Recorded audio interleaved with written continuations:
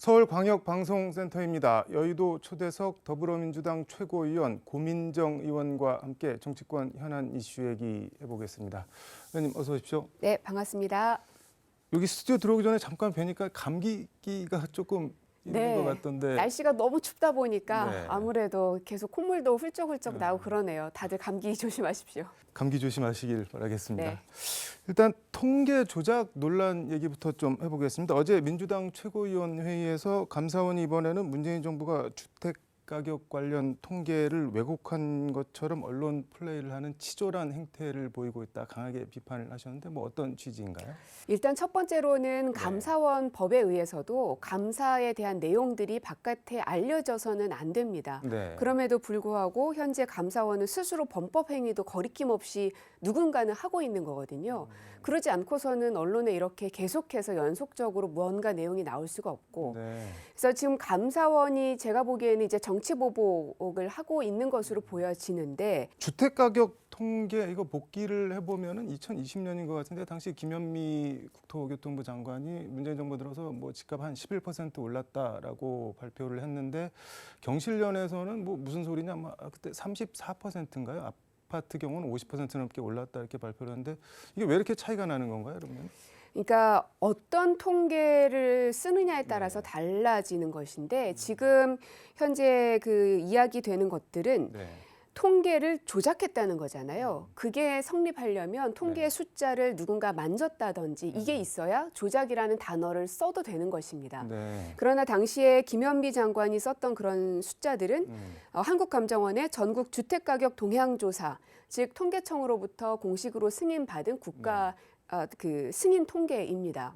그리고 그 보통은 이제 그 민간에서 많이 쓰는 것들은 KB 시세라는 게 있는데 네. 그래서 이것은 어떤 통계를 활용해서 국민들께 설명하느냐에 네. 따라서 현재 상황들을 이렇게 설명하는 좀 각도가 달라질 수는 있을 테지만 네. 통계를 조작했다라는 말이 맞으려면 통계 숫자를 건드린 게 돼야 되는데 전혀 그것은 아니다. 원희룡 국토부 장관 같은 경우는 페이스북에 뭐 아예 통계 조작은 국정농단이다, 조작, 농단 이렇게 정의를 하면서 거의 총대를 메고 뭐 통계 조작 밝히겠다라고 하고 있는데 네. 이건 어떻게 봐야 될까요? 지금 이제 부동산 시장이 상당히 불안합니다. 많이 떨어지고 네. 있고 이 떨어지는 집값을 잡을 만한 능력은 안 되니까 그냥 고성을 질러서 시선을 그쪽으로 분산하겠다라는 의도로밖에는 보이지 않는데요. 네. 장관으로서 적절한 행위는 아닌 것 같습니다. 이게 주택 가격 말고도 뭐 소득이나 고용 통계도 아까 뭐 숫자를 뭐 만져야지 조작이다 이렇게 말씀을 하셨는데 이른바 마사지가 있었다는 게 지금 현 정부의 시각인 것 같습니다. 그리고 뭐 이게 이른바 문재인 정부 소주성 소득 주소 성장을 뒷받침하기 위해서 통계를 총체적으로 조작했다 이런 의심인데 어떻게 보시나요? 그러니까 지금 전반적인 상황들을 보면 네. 그 문제가 나올 때까지 하고 있는 겁니다. 그러니까 문제가 발견되면 그것을 감사하고 수사해야 되는 게 정상적인데요. 네. 정치 보복성 감사이고 대통령의 수적이 되려는 행위를 서슴없이 하고 있는 겁니다. 감사원은 감사원법에도 보면 독립된 기구로 규정이 되어 있습니다. 아마도 감사원 내부에서도 그런 비판의 목소리들이 많이 나오는 걸로 알고 있습니다. 왜 그런다고 보시나요? 그런데 이렇게까지 감사원이? 전 정부 지우기겠죠. 그래서 저는 윤석열 대통령의 배포가 이거밖에 안 되는가에 대해서 굉장히 유감인데요. 대통령이 된 지 1년 가까이 되지 않았습니까? 지금까지 보여지는 모습을 보면 모두 다 전 정권에게만 포커스가 맞춰져 있죠. 그러다 보니까 열등감에 사로잡혀 있구나. 대통령이 문재인으로부터 벗어나지 않는 한 이 악순환은 계속될 수밖에 없겠구나. 여기로부터 피해보는 사람들은 국민들밖에 없다. 참 안타깝습니다. 지난주에 뭐 대통령이랑 장관들이 국민들과 함께 국정과제 점검 회의를 했는데 YTN 돌발 영상에서 그 리허설 영상이랑 실제 방송 영상을 교차 편집해 갖고 이제 방송을 해서 그걸 본 뭐 시청자들이 다 짜고 치는 고스톱이었네 뭐 이런 반응도 보였고 대통령실에서는 그 악마의 편집이다 이렇게 막 그 반박을 하고 있는데 어떻게 보셨나요, 그거는? 일단은 그것을 가지고 YTN을 겁박을 하고 있는 모양새인데요. 네. 일단 첫 번째는 그 정권 홍보용 정치쇼, 짜고 치는 고스톱, 자화자찬 디너쇼, 천박한 오락 프로그램. 네. 제가 이 말들을 왜 말씀드리냐면 네. 이게 2017년 문재인 정부를 향해서 국민의힘 사람들이 했던 말을 제가 그대로 가지고 온 겁니다. 당시 국민과의 대화 그 문재인 대통령 했을 때 네, 맞습니다. 썼던 표현이란 말인가요? 네. 문재인 정부를 향해서 국민의힘 진영 사람들이 했던 네. 말들입니다. 당시 의원들이. 네. 그러니까 어찌 보면 지금 그대로 미러링되고 있는 거거든요. 본인들이 그렇게 비판을 했었던 비판들을 본인들이 그렇게 그대로 고스란히 새로운 거는 하나도 없으면서 본인들이 비판했던 것은 싹 잊어버리고 똑같이 그냥 그걸 반복하고 있는 모습을 보면서 그러면 문재인 정부가 결국 부러웠었던 건가? 뭐 이런 생각도 좀 듭니다. 이게 뭐 잘 아시겠지만 뭐 가령 선거 개표 방송 생방송으로 하더라도 그 전에 뭐 카메라 위치나 조명, 음향 등등해서 다 리허설하고 쇼 프로그램도 뭐 가수들 동선 따라서 리허설하고 다 하잖아요. 네. 그런 차원의 기술적 리허설이었던 건가요? 아니면은 질의응답까지 이미 다 짜여진 각본대로 하는 뭐 정해놓고 하는 그런 리허설이었나요? 혹시 파악하고 계신 게 있으신가요? 일단 기본적으로 질의응답이 다 정해져 있는 것인가를 확인하려면 사실 리허설 전체를 다 봐야 하는데 네. 지금 저희가 본 거는 돌발 영상에 나오는 아주 일부분만 봤기 때문에 네. 판단하기는 좀 어려운 것 같고요. 다만 그것을 대하는 대통령실의 태도를 보면 네. 아까도 말씀드린 것처럼 법적 조치를 취하겠다 하면서 굉장히 강하게 반응하고 있습니다. 네. 강하게 반응하는 이유는 네. 무능한 대통령이라는 그 프레임이 지금 굉장히 강하게 더 씌워져 있기 때문에 거기에 대한 강한 반박성이라고 봅니다. 그러니까 무능하지 않다라는 자신감이 있다면 그러한 공격이 있더라도 그렇게까지 과도하게 오버해서 대응할 필요는 없거든요. 그래서 무능한 대통령이라는 게 들통나 버리는 것이 두려워서 과도하게 오버액션하는 게 아닌가. 그리고 또 그럴 만한 일인가. 그것이 사실로 점점 증명되어지고 있는 현상들을 본인들이 만들고 있는 것 같습니다. 네. 지금 민주당 언론자유특별위원회 위원장 같이 하고 네. 계시죠. YTN 같은 경우는 이제 한전 KDN 뭐 한국 마사회 YTN 지분 매각을 한다고 하는데 이거를 민영화다 재벌 특혜다라고 페이스북에서 강하게 비판을 하셨던데 현실적으로 지분 매각을 막을 수 있는 수단이나 방법이 지금 있는 건가요, 근데? 일단은 그 민영화 방지법이 네. 현재 법안으로 올라와 있기 때문에 민영화를 시킬 때는 국회의 이제 동의와 승인을 네. 받을 수 있게끔 하는 법인데요. 이것을 이제 빠르게 통과시키는 방법이 하나 있겠고 네. 또 하나는 방통위에서 최종적으로 승인을 해줘야 되는 절차가 있습니다. 네. 방송의 공적 책임, 공정성, 공익성, 실현 가능성을 기준으로 해서 네. 합당하냐 아니냐에 따라서 승인이 되기도 하고 안 되기도 합니다. 네. 그래서 그 절차가 현재는 남아 있는 상황이고. 뭐 MBC하고 갈등도 그렇고 윤석열 정부 대 언론 뭐 기조나 이런 거 총체적으로 평가를 하신다면 어떻게 말씀을 하실 수 있을까요? 언론 탄압인 것이죠. 이거는 야당이기 때문에 하는 말씀이 아니라 네. 국제사회에서도 많은 이제 언론인들이 그렇게 표현을 하고 있습니다. 특히나 MBC의 그 욕설, 네. 대통령의 욕설 발언을 보도한 것을 가지고 시작된 건데요. 여기에 대한 이제 외국 언론인들의 분노 기회도 굉장히 많이 올라와 있고, 네. 그로 인해서 우리 대한민국의 언론 탄압 그리고 언론의 자유지수가 굉장히 낮아지는 것은 국격을 훼손하는 행위를 윤석열 대통령 본인이 지금 하고 계시는 겁니다. 네. 그래서 언론이라는 건 당연히 정권에게는 불편할 수밖에 없습니다. 정권의 입장에서는 어떤 언론의 비판이 있다 하더라도 그것을 이겨내거나 설득할 수 있을 만큼의 강한 근육을 키워야 되는 게 본인들의 역할이지 네. 메기가 마음에 안 들다고 해서 메기를 다 죽여버리게 되면 그 물은 결국은 생태계 교란으로 인해서 썩어 들어갈 수밖에 없다 말씀드립니다.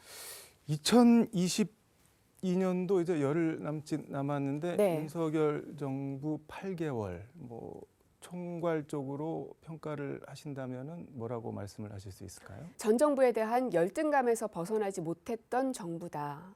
라고 말씀을 드리겠습니다.